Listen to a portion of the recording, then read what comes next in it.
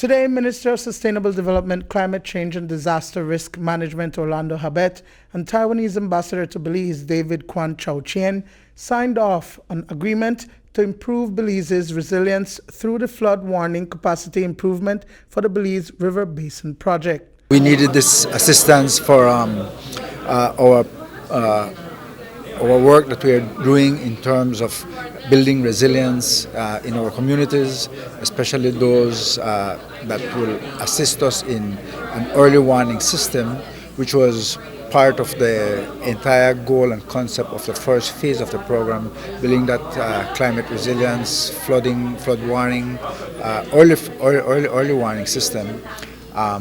Work that was done in San Ignacio, in Bulitri, building culverts and larger drainage systems to get the water out. They are always willing to assist.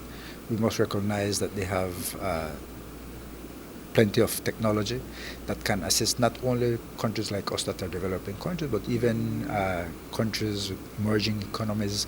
And so we believe that whatever support we can give, we try to give Taiwan. It comes on the heels of another project which officially concluded today and focused on urban resilience and disaster prevention in the West.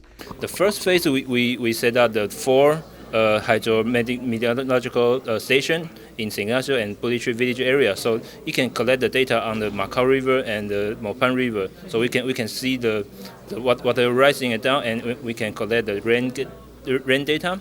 So we combine these two data. We can do some modeling. So we have the flood potential map.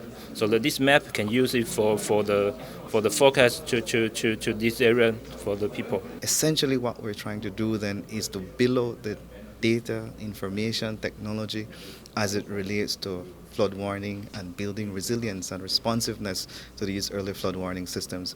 As we saw in the recent Hurricane Julia and the floods in San Ignacio, Santa Elena area, we get these floods, but we are not able to provide the type of response that is required in terms of early response that is required. So people within the San Ignacio downtown area, for example, that with the type of information that we build from these projects, then we're able to warn them effectively.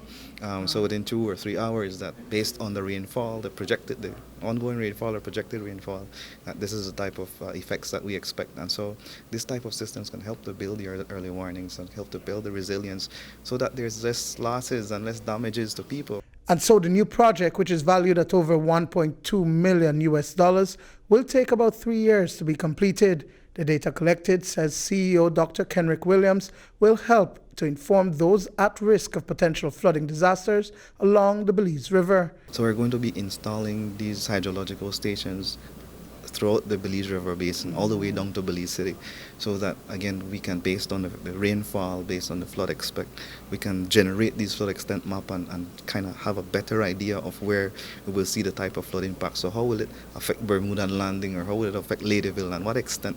Is it just around the river banks? Is it going to extend to key parts of the villages and the communities?